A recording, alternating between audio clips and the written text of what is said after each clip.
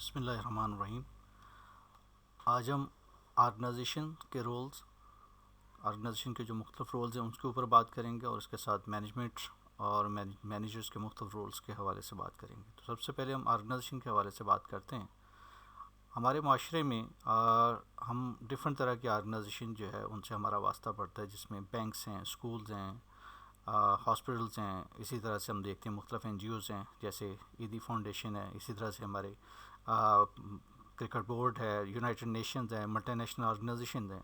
ये डिफरेंट तरह की ऑर्गेनाइजेशन है जिनसे हमें डेली बेसिस पे वास्ता पड़ता है, और इनकी कामयाबी या नाकामी जो है उसका दारोमदार जो है वो इनके मैनेजर्स के ऊपर है, इसकी मैनेजमेंट के ऊपर है कि ये ऑर्गेनाइजेशन किस तरीके से मैनेज की जाती है।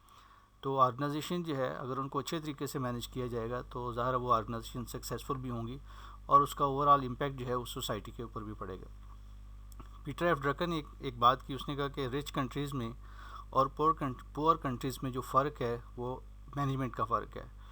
तो रिच कंट्रीज़ में उनके पास ज़्यादा स्किल्ड और ज़्यादा अच्छे मैनेजर्स थे जिन्होंने उन ऑर्गेनाइजेशन को, जो उन मुल्कों में ऑर्गेनाइजेशन थी, उनको अच्छे तरीके से मैनेज किया, जिसकी वजह से वो मुल्क जो है वो ज़्यादा रिच हैं, ज़्यादा सिविलाइज्ड हैं। जबकि बदकिस्मती से जो थर्ड वर्ल्ड कंट्रीज़ हैं, ये पुअर कंट्रीज़ हैं, उनके पास अच्छी मैनेजमेंट स्किल्स नहीं, उनके पास अच्छे मैनेजर्स नहीं हैं।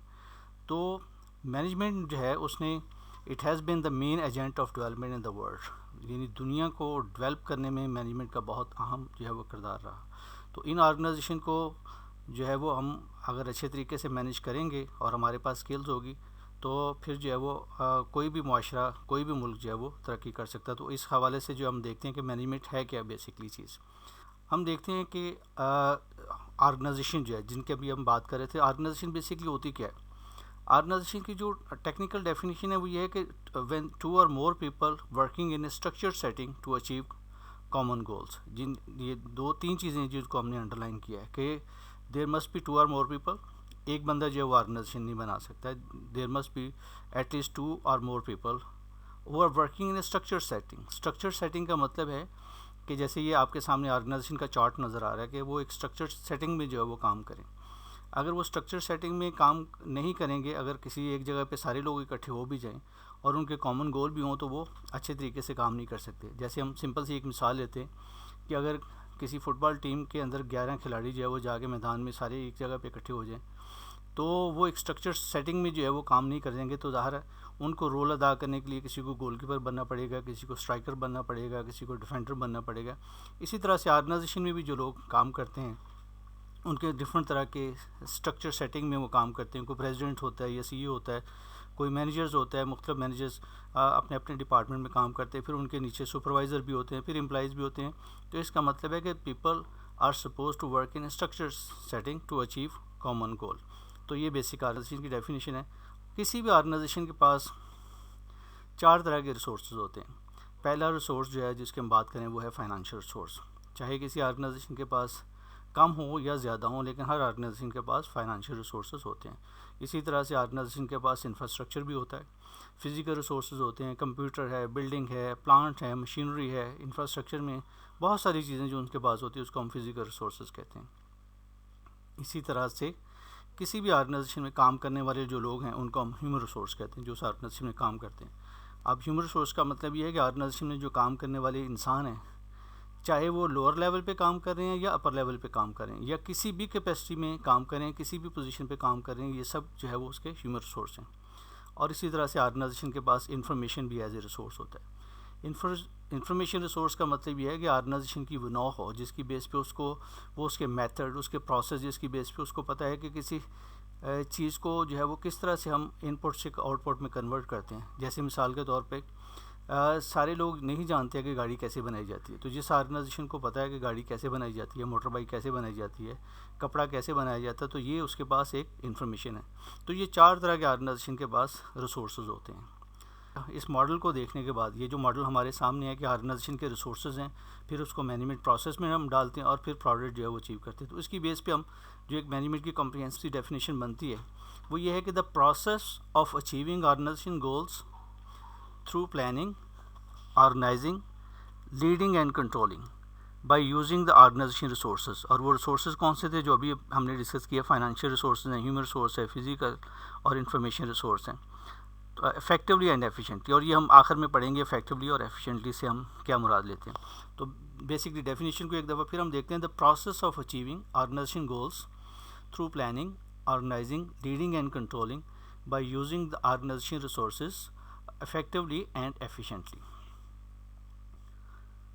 अब इसके साथ साथ हम इसको थोड़ा सा कॉन्सेप्ट टेस्ट भी जो है वो करते हैं। आप जो हमने पढ़ा उसको साथ साथ हम ये देखने की कोशिश करते हैं कि ये क्या हमें समझ भी आ रही है। तो अगर आप देखें the correct sequence of management processes, जैसे हमने कहा कि उसका एक सीक्वेंस है तो सारे इंटरलिंक, लेकिन उसका एक सीक्वेंस है कि पहले कौन सा स्टेप स्टार्ट होता है। जैसे ए में है कि ऑर्गेनाइजिंग, लीडिंग, प्लानिंग और कंट्रोलिंग, क्या ए आंसर सही है, या planning, organizing, leading and controlling है, या तीसरा है या चौथा है। तो आप ज़ाहिर है आप लोगों ने अभी देखा होगा, तो होपफुली यू अंडरस्टैंड कि इसका जो राइट आंसर है वो बी है कि planning, organizing, leading and controlling. तो सबसे पहले जो हम प्रोसेस स्टार्ट करेंगे, सबसे पहले हम प्लान करेंगे, फिर उसको ऑर्गेनाइजिंग करेंगे, रिसोर्सेज की एलोकेशन करेंगे, फिर लीडिंग करेंगे, फिर कंट्रोलिंग करेंगे, और ये ऑनगोइंग प्रोसेस चलता रहेगा। इस तरह के कॉन्सेप्ट टेस्टिंग जो है वो हम हर चैप्टर के अंदर जब हम करेंगे तो हर चैप्टर के अंदर साथ साथ जो हम उस कॉन्सेप्ट टेस्टिंग भी साथ साथ देखते जाएंगे। इसी तरह से देखिए, measuring the performance of the organization is a part of, ये जो मयरिंग वाला पार्ट था आपको याद होगा वो हमने किस में देखा था। हमने देखा कि मयरिंग वाला पार्ट जो है वो हमारे कंट्रोलिंग प्रोसेस के अंदर था। तो इसका राइट आंसर जो है वो है कंट्रोलिंग प्रोसेस। यानी पहले में हम प्लान करते हैं, गोल को सेट करते हैं, ऑर्गेनाइजिंग में हम असाइन करते हैं टास्क को, लीडिंग में हम मोटिवेट करते हैं, और जो मयरिंग वाला पार्ट था और करेक्टिंग वाला पार्ट था वो कंट्रोलिंग का था।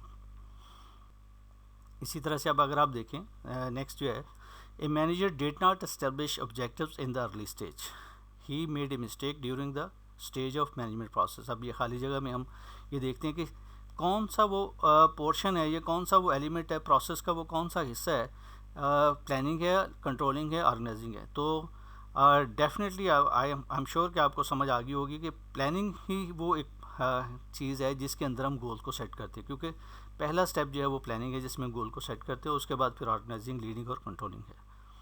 अब आगे चलते हैं, हम देखते हैं कि मैनेजमेंट जो है ये इतनी इंपॉर्टेंट है कि ये ऑल साइज़ ऑफ ऑर्गेनाइजेशन के लिए, चाहे वो ऑर्गेनाइजेशन लार्ज साइज़ की हो, जैसे हमने शुरू में ऑर्गेनाइजेशन देखी, हॉस्पिटल भी हो सकता है, छोटी सी शॉप भी हो सकती है, मीडियम साइज़ का बिज़नेस भी हो सकता है, स्मॉल बिज़नेस भी हो सकता है, इवन यूनाइटेड नेशन भी जो है वो एक ऑर्गेनाइजेशन है, इवन जो गवर्नमेंट जो है दुनिया की सबसे बड़ी गवर्नमेंट भी अगर है वो भी एक ऑर्गेनाइजेशन है। तो organization large, medium, small size में हो सकती है, सबको मैनेजमेंट की ज़रूरत होती है।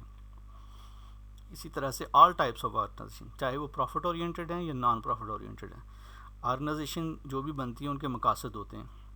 जैसे हमने शुरू में कहा कि ऑर्गेनाइजेशन के गोल्स होते हैं। सारी ऑर्गेनाइजेशन जो है वो पैसा कमाने के लिए नहीं होती हैं। जैसे हमारे यहाँ बेशुमार NGOs हैं, जैसे ईदी वेलफेयर की हमने बात की है, इसी तरह से दुनिया में रेड क्रॉस है, इसी तरह से बेशुमार दुनिया में ऑर्गेनाइजेशन है जिनका मकसद जो है वो आवाम की फलाह बहबूद है, लोगों की फलाह बहबूद है। उनका मकसद जो है वो मेन मकसद जो है वो मनी ओरिएंटेड नहीं है या प्रॉफिट ओरिएंटेड वो नहीं है। तो ऑर्गेनाइजेशन चाहे वो प्रॉफिट ओरिएंटेड हो या नॉन प्रॉफिट ओरिएंटेड हो, बहरहाल मैनेजमेंट की जो है वो दोनों को ज़रूरत होगी, दोनों को अच्छे मैनेजर्स की ज़रूरत है ताकि वो ऑर्गेनाइजेशन जो है वो कामयाबी के साथ चल सके। इसी तरह से ऑल लेवल ऑफ ऑर्गेनाइजेशन, चाहे ऑर्गेनाइजेशन के जो भी लेवल्स हैं, चाहे टॉप लेवल है, मिडिल लेवल है और लोअर लेवल है, तीनों लेवल्स के मैनेजमेंट की जो है वो ज़रूरत होती है। ये नहीं कि सिर्फ टॉप लेवल पे, ये हम आगे पढ़ेंगे भी कि मैनेजर्स के जो लेवल्स हैं उसमें देखेंगे कि मैनेजर्स जो है वो मैनेजमेंट की ज़रूरत टॉप लेवल पे भी होती है और निचले लेवल पे भी मैनेजमेंट की ज़रूरत होती है। ओवरऑल सारी ऑर्गेनाइजेशन जो है जब तक वो उसको हम सही तरीके से मैनेज नहीं करेंगे तो ऑर्गेनाइजेशन अपने गोल्स अचीव नहीं कर सकती। मैनेजमेंट के लेवल्स, जैसे अभी हमने बात की, 3 लेवल्स होते हैं मैनेजमेंट के। टॉप लेवल, जिसमें हमारे पास जो टॉप लेवल पे प्रेसिडेंट हैं, CEO है, वाइस चेयरमैन हैं या वाइस प्रेसिडेंट हैं, ये इस तरह के लोग जो है ये इसको हम टॉप मैनेजर्स कहते हैं, ये टॉप लेवल है। उसके बाद हमारे होते हैं फंक्शनल मैनेजर। फंक्शनल मैनेजर्स वो होते हैं जैसे मिडिल मैनेजर्स हैं, जैसे मार्केटिंग डिपार्टमेंट का मैनेजर होगा, ह्यूमन रिसोर्स का मैनेजर होगा, फाइनेंस का मैनेजर होगा। और उसके बाद लोअर लेवल या जिसको हम फर्स्ट लाइन मैनेजर्स भी कहते हैं, जो हमारे सुपरवाइज़र होते हैं या फोरमैन्स होते हैं। तो 3 लेवल्स हैं मैनेजर्स के। तो इन तीनों लेवल्स पे जो है वो प्लानिंग, ऑर्गेनाइजिंग, लीडिंग और कंट्रोलिंग या कोई ना कोई फंक्शन जो है इन चारों में से कोई ना कोई फंक्शन जो है ये लोग सर अंजाम दे रहे होते हैं, इसलिए इनको मैनेजर कहते हैं। तो बेसिकली मैनेजर्स का जो मेन फंक्शन है या मैनेजर की बेसिक डेफिनेशन ये है कि प्लानिंग, ऑर्गेनाइजिंग, लीडिंग और कंट्रोलिंग में जो लोग इन्वॉल्व होते हैं दे आर कंसिडर्ड मैनेजर्स। अब ऑर्गेनाइजेशन जो है चाहती ये है कि ऑर्गेनाइजेशन के ऐसे मैनेजर होने चाहिए, जो हमने शुरू में बात की थी कि there should be effective and efficient, कि हमें मैनेजर्स ऐसे चाहिए जो इफेक्टिव भी हों और एफिशिएंट भी हों। अभी हम इसको ज़रा डिटेल से देखते हैं कि हम क्या कहना चाह रहे हैं। बेसिकली ऑर्गेनाइजेशन क्या मांग कर रही है, डू मोर विद लेस, यानी ज़्यादा काम किया जाए विद लेस रिसोर्स। इसको इसी जो कॉन्सेप्ट को भी समझने की कोशिश करते हैं। देखें, हमारे पास एक मैनेजर हो सकता है जो नंबर ऑफ़ यूनिट जो है वो ज़्यादा बनाए, ठीक है। जैसे प्रोडक्शन जो है वो हो रही है अगर किसी जगह पे, और मैनेजर जो है वो हमें बहुत ज़्यादा जो है यूनिट प्रोड्यूस करके देता है, इतने इतने अच्छे तरीके से वो लोगों को चलाता है कि जिससे नंबर ऑफ़ यूनिट बहुत ज़्यादा प्रोड्यूस होते हैं, तो हम कहेंगे ही इज़ वेरी इफेक्टिव, उसने गोल्स को अचीव किया। लेकिन उसके साथ साथ हम ये भी देखेंगे कि वो रिसोर्स जो है उसका कैसा इस्तेमाल कर रहा है। तो हो सकता है रिसोर्स की यूटिलाइजेशन उसकी अच्छी ना हो। मिसाल के तौर पे हो सकता है वो बहुत ज़्यादा वो यूनिट प्रोड्यूस करने में जो है वो वेस्टेज बहुत ज़्यादा क्रिएट करता हो, उसके रिसोर्स का बहुत ज़्यादा यूटिलाइजेशन हो और हमारी यूटिलिटीज़ का बिल बढ़ जाए और एम्प्लॉइज़ जो है उसने बहुत ज़्यादा इन्वॉल्व की हों, तो नंबर ऑफ़ रिसोर्स, एम्प्लॉइज़ और जो दूसरा मटेरियल अगर वो बहुत ज़्यादा इस्तेमाल कर रहा है तो he is effective but he is not efficient, क्योंकि उसने रिसोर्स यूटिलाइजेशन बेहतर नहीं की। तो अगर हम देख रहे हैं कि ये यानी ब्लू साइड को अगर देखें तो ही इज़ वेरी इफेक्टिव, लेकिन उसके साथ अगर दूसरी साइड को देखते तो ही इज़ नॉट एफिशिएंट। तो इसका एम्फेसिस जो है is more on effective, but that's what we don't want, we just the effective manager. इसी तरह से एक ये शक्ल भी हो सकती है कि एक मैनेजर जो है वो रिसोर्स का बहुत कम इस्तेमाल कर रहा है, रिसोर्स को बल्कि इस्तेमाल ही नहीं कर रहा, तो हम कहेंगे ये एफिशिएंट तो बहुत है, लेकिन अगर उसने यूनिट ही प्रोड्यूस नहीं किए, उसने कोई गोल्स ही अचीव नहीं किए, तो ही इज़ नॉट इफेक्टिव। तो इसने भी ज़्यादा एम्फेसिस जो है एफिशिएंसी पे दे दिया। जैसे पहला मैनेजर जो था वो उसने ज़्यादा अपनी जो फोकस था उसने ज़्यादा इफेक्टिवनेस पे रखा, और इस मैनेजर ने अपना फोकस जो है वो ज़्यादा एफिशिएंसी पे रखा। हमें मैनेजर ये ऐसा चाहिए जो दोनों चीज़ों में अच्छा होना चाहिए। हमें जो बैलेंस अप्रोच है वो हमारी ये है कि मैनेजर शुड बी इफेक्टिव और इसके साथ साथ वो एफिशिएंट भी होना चाहिए, यानी वो गोल्स भी ज़्यादा से ज़्यादा अचीव करे और उसके साथ साथ वो रिसोर्स का भी बेहतरीन इस्तेमाल करे। रिसोर्स की यूटिलाइजेशन उसकी बेहतरीन हो, रिसोर्स की वेस्टेज नहीं होनी चाहिए, सारे रिसोर्स भी इस्तेमाल हों और रिसोर्स की जो है वेस्टेज भी जो है वो नहीं होनी है। तो successful managers are both efficient और इफेक्टिव, यानी वो दोनों चीज़ें उसके होनी चाहिए, एफिशिएंट भी हो और वो इफेक्टिव भी होने चाहिए, तभी वो ही would be considered as a very good manager. अभी इसको फिर हम चेक करते हैं थोड़ा सा, जो अभी हमने पढ़ा आपने कि मैनेजमेंट इज़ प्रैक्टिस इन, पहली ऑप्शन है small businesses, non profit organization, sports. तो इसका राइट आंसर ज़ाहिर है ऑल ऑफ द अबव, यानी मैनेजमेंट जो है या मैनेजमेंट का फंक्शन जो है वो सारी ऑर्गेनाइजेशन में, चाहे वो प्रॉफिट ओरिएंटेड हो, नॉन प्रॉफिट ओरिएंटेड हो, चाहे वो स्पोर्ट्स की ऑर्गेनाइजेशन हो, स्मॉल बिजनेसेस हों, बड़े बिजनेसेस हों, सब में मैनेजमेंट जो है उसकी ज़रूरत जो है होती है। इसी तरह से अभी हम इस कॉन्सेप्ट को जो हमने अभी देखा है इफेक्टिवनेस का और एफिशिएंसी का, उसको चेक करते हैं। A furniture manufacturer would increase both efficiency and effectiveness by making, कैसे वो इफेक्टिवनेस और एफिशिएंसी को कैसे बढ़ाएगा। पहली ऑप्शन है better furniture at same cost, उसी कॉस्ट पे अच्छा फर्नीचर बना रहा है। Better furniture at lower cost, second option B है। और थर्ड जो है वो same furniture at lower cost. तो इसमें से देखें सबसे बेहतर वो क्या कर रहा है, जिसमें सबसे बेहतर जो है वो आपको नज़र आ रहा है कि better furniture at low cost, यानी फर्नीचर भी अच्छा बना रहा है लेकिन कॉस्ट भी लो है, यानी इसका मतलब है कि उसकी इफेक्टिवनेस भी है और साथ साथ उसकी एफिशिएंसी भी जो है उसकी बेहतरीन है। तो हम दोनों चीज़ें जो हमें चाहिए होंगी तब हम कहेंगे कि he is a very good manager, effective भी है और एफिशिएंट भी है। इसी तरह से मैनेजर जो है डिफरेंट तरह के रोल जो है वो परफॉर्म करते हैं ऑर्गेनाइजेशन में। ये रोल जो है वो हेनरी मिन्सबर्ग जो है उन्होंने बेसिकली पेश किए। उन्होंने शैडो मैनेजर के तौर पे मुख्तलिफ मैनेजर्स के साथ जो है वो एक्सपीरियंस किया, काम करके देखा उनके साथ, और उससे उन्होंने ये नतीजा निकाला कुछ मैनेजर्स के साथ काम करने के बाद कि मैनेजर ये डिफरेंट तरह के 3 किस्म के डिफरेंट रोल्स जो है वो परफॉर्म करते हैं। इन 3 डिफरेंट रोल्स के अंदर वो मुख्तलिफ किस्म के रोल परफॉर्म करते हैं। तो उनके जो रोल हैं, इंफॉर्मेशन रोल है, इंटरपर्सनल रोल है और डिसीजनल रोल है। अब इनको हम देखते हैं बारी बारी। इंफॉर्मेशन रोल में हम देखते हैं कि मैनेजर जो है वो मॉनिटरिंग करता है। आगे हम इसकी डिटेल भी देखें। मॉनिटरिंग का बेसिक मकसद अगर हम ऊपर देख रहे हैं कि इन्फॉर्मेशन को मॉनिटर कर रहा है, ठीक है। इसी तरह से फिर इंफॉर्मेशन को डिसेमिनेट भी करता है, इंफॉर्मेशन को डिस्ट्रीब्यूट करता है विद इन ऑर्गेनाइजेशन। फिर ऑर्गेनाइजेशन के स्पोक्स पर्सन के तौर पे भी काम करता है। अभी इसकी डिटेल आगे देखते हैं। फिगर हेड के तौर पे काम करता है, लीडर के तौर पे काम करता है, इंटरपर्सनल रोल में डिसीजन के तौर पे एंटरप्रेन्योरल रोल है उसका, डिस्टर्बेंस हैंडलर है, रिसोर्स एलोकेटर है और निगोशिएटर है। अब इनको बारी बारी हम जो है वो देखते हैं कि हम what we are trying to say कि इंफॉर्मेशन रोल जो है उसमें बेसिकली ये जो मॉनिटरिंग है, डिसेमिनेट है, स्पोक्स पर्सन के तौर पे वो क्या करता है, या इंटरपर्सनल रोल में क्या करता है, या डिसीजन रोल में जो है वो बेसिकली करता क्या है। हमने डिसीजन रोल की बात की। तो 3 तरह के रोल्स हैं जो मैनेजर जो है वो मुख्तलिफ कैपेसिटी में परफॉर्म करता है। अब ये बात जहन में रखनी चाहिए कि ये बढ़िया ऑर्गेनाइजेशन में बहुत सारे मैनेजर्स होते हैं और बहुत सारे मैनेजर्स जो है वो अपने अपने रोल जो है वो परफॉर्म कर रहे होते हैं। छोटी ऑर्गेनाइजेशन में हो सकता है एक मैनेजर्स को बहुत ज़्यादा रोल परफॉर्म करने पड़ते हों, लेकिन जैसे जैसे ऑर्गेनाइजेशन बड़ी होती हैं फिर ये रोल जो है ये डिस्ट्रीब्यूट होना शुरू हो जाते हैं। ये रोल जो है वो लोगों को असाइन हो जाते हैं। तो मुख्तलिफ लोग जो है ये मुख्तलिफ रोल जो है वो परफॉर्म कर रहे होते हैं मैनेजरियल पोजीशन में। अभी इसको भी चेक करते हैं। आपका अभी जो कॉन्सेप्ट जो है थोड़ा सा इसमें हेल्प आउट होगा कि कितनी आपको समझ आई है। A finance manager who watches financial news on a regular basis would be performing which role. इसमें वो क्या कर रहा है, लीडर का रोल परफॉर्म कर रहा है, इंफॉर्मेशन को मॉनिटर कर रहा है या इंफॉर्मेशन को डिसेमिनेट कर रहा है। तो होपफुली यू अंडरस्टैंड कि वो यहाँ पे इंफॉर्मेशन जो है उसको मॉनिटर कर रहा है, उसको देख रहा है कि टीवी देख रहा है या किसी और सोर्सेज से वो इंफॉर्मेशन को जो है वो देख रहा है कि फाइनेंशियल जो है वो न्यूज़ क्या है, क्या हो रहा है बाहर जो है जिसका ऑर्गेनाइजेशन के ऊपर इम्पैक्ट हो रहा है। तो वो बेसिकली इन्फॉर्मेशन को मॉनिटर कर रहा है। ये जो है ये लियाज़ान का रोल जो है that would be the right answer. ठीक है, इसी तरह से हम देखते हैं the 3 management roles are. Management के जो 3 रोल हैं वो कौन से हैं, figure head, leader, liaison, monitor है, डिसेमिनेटर है या स्पोक्स पर्सन के तौर पे है, या इंटरपर्सनल है, इंफॉर्मेशनल और डिसीजनल है। और आई होप कि यू अंडरस्टैंड कि तीसरा जो है वो हमारे पास है कि इंटरपर्सनल है, इंफॉर्मेशनल है और डिसीजनल है। ये 3 तरह के जो है वो रोल जो है वो मैनेजर्स परफॉर्म करता है। अब इसी तरह से ये रोल परफॉर्म करने के लिए मैनेजर को किस किस्म के जो है वो काम करने पड़ते हैं वो भी हम आगे देखते हैं। एक और जो है कॉन्सेप्ट टेस्टिंग एक और देखिए। A senior manager is giving certificate of appreciation and shield to the retiring employees. What manager role he is going to fulfill? तो आपको याद होगा हमने बात की थी कि जब सेरेमोनियल किस्म की ड्यूटीज़ कोई परफॉर्म करता है तो वो फिगर हेड के तौर पे परफॉर्म कर रहा होता है, यानी वो किसी जगह पे ऑर्गेनाइजेशन को रिप्रेजेंट करता है, किसी जगह पे लोगों को सर्टिफिकेट देता है, किसी जगह पे जाके वो इनॉग्रेशन करता है। तो ये सारे काम जो है ये सारे फिगर हेड के तौर पे काम करने वाले हैं। अब आगे हम देखते हैं कि ये रोल परफॉर्म करने के लिए, जो कि बहुत अहम इंपॉर्टेंट रोल हमने डिस्कस किए हैं, ये रोल परफॉर्म करने के लिए मैनेजर्स के पास स्किल्स भी होनी चाहिए।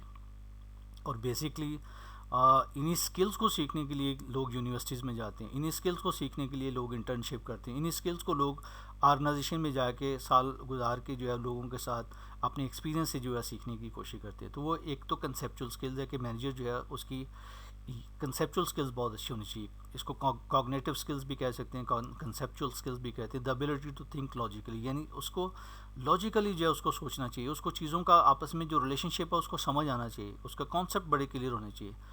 ह्यूमन रिलेशन स्किल्स है, the ability to work well with other people, बहुत इंपॉर्टेंट स्किल है कि एक मैनेजर जो है उसके पास ऐसी ये ह्यूमन रिलेशन स्किल्स बहुत ज़रूरी है कि उसको पता होना चाहिए लोगों के साथ काम करना। और बेसिकली मैनेजमेंट है ही लोगों के साथ काम करना है। तो जब आप लोगों से काम करेंगे तो you must have human relation skill अच्छी होनी चाहिए आपकी।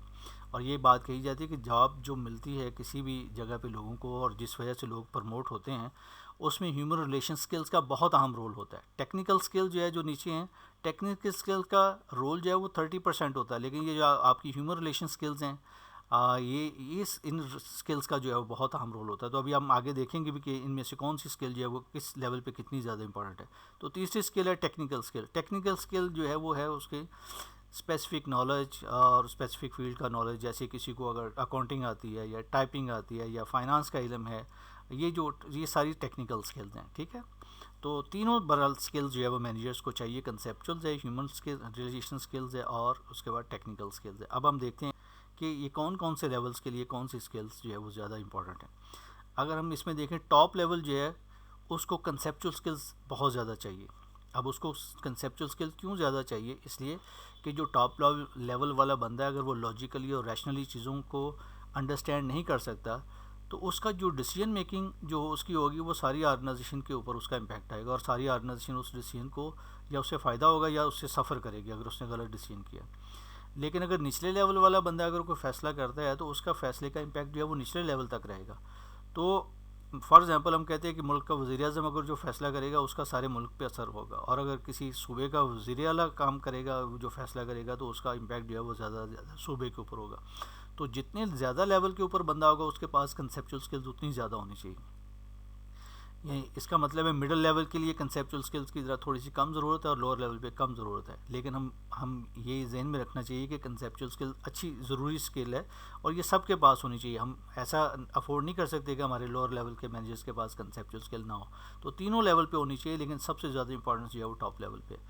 इसी तरह से हमारे पास जो ह्यूमन रिलेशन स्किल्स है, human relation skills is so important कि इसके बारे में कहा जाता है कि ये तीनों लेवल्स पे, चाहे टॉप लेवल हो, मिडिल लेवल हो या लोअर लेवल हो, तीनों लेवल्स पे ह्यूमन रिलेशन स्किल चाहिए, क्योंकि आपने इंसानों से इंटरेक्ट करना है। तो इंसान जो है चाहे आप टॉप लेवल पे उनसे डील कर रहे हैं या आप मिडिल लेवल पे डील कर रहे हैं या लोअर लेवल पे डील कर रहे हैं, ऑर्गेनाइजेशन में उनके साथ जो है वो आपको इंटरेक्ट करने की ज़रूरत है। तो आपके पास बहुत अच्छी ह्यूमन रिलेशन स्किल्स होनी चाहिए। और मैंने पहले भी बताया, किसी भी जगह पे लोगों को जो जॉब मिलती है और जो प्रमोशन होती है उसमें मेन जो है वो जो आप किरदार होता है उसका, वो ह्यूमन रिलेशन स्किल्स का होता है। और इसी तरह से टेक्निकल स्किल्स हैं। हम देख रहे हैं कि टेक्निकल स्किल चूँकि लोअर लेवल पे जो सुपरवाइज़र है या फोरमैन है उसका इंटरेक्शन जो है वो एम्प्लॉइज़ के साथ होना है, तो उसके पास जो है वो टेक्निकल स्किल जो है वो बहुत ज़्यादा अच्छी होनी चाहिए।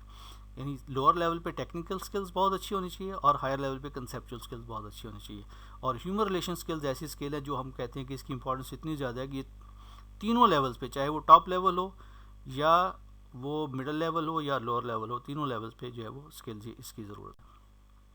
अभी इसको देखते हैं। अभी which skill are most important for lower level manager. अभी हमने देखा, तो होपफुली क्या आपको याद होगा कि हमने कहा कि जो टेक्निकल स्किल्स है वो लोअर लेवल मैनेजर्स के लिए बहुत ज़रूरी हैं। ठीक है, और आगे तो अभी जिन स्किल्स की हम बात कर रहे थे, ये सारी स्किल जो है ये मैनेजर्स सीखते हैं एजुकेशन के ज़रिए से। जैसे आप लोग यूनिवर्सिटीज़ में इनरोल्ड हैं इन स्किल्स को सीखने के लिए, और इसी तरह से इन स्किल्स को ट्रेनिंग के ज़रिए से भी सीखा जाता है। बहुत सारे लोग जो है वो ऑर्गेनाइजेशन में जाते हैं और with the passage of time organization को ट्रेन करती है। ऑन जॉब ट्रेनिंग भी होती है, ऑफ जॉब ट्रेनिंग भी होती हैं, तो वो ऑर्गेनाइजेशन में ट्रेनिंग की से सीखते हैं। और इसके साथ साथ कुछ लोग जो है वो अपने एक्सपीरियंस से भी जो है वो ये चीज़ें सीखते हैं with the passage of time. उनके पास अगर फॉर्मल एजुकेशन नहीं भी होती है, लेकिन वो अपने काम करके, आप दुनिया में बेशुमार लोग देखते हैं जिनके पास शायद बीबीए या एमबीए की या मैनेजमेंट की बेसिक, जिसको हम फॉर्मल ट्रेनिंग कहते हैं, वो ना हो, लेकिन मैनेजमेंट के प्रिंसिपल जो है वो मैनेजमेंट की चीज़ें जो है वो अपने एक्सपीरियंस से वो बार बार करके उसको चेक करके उनको पता चल जाता है कि कौन सी चीज़ जो है वो प्रैक्टिकल है और कौन सी चीज़ जो है वो इसको ऑर्गेनाइजेशन को कामयाब कर सकती है। तो इस तरह से वो अपने एक्सपीरियंस से भी सीखते हैं। तो थैंक यू वेरी मच।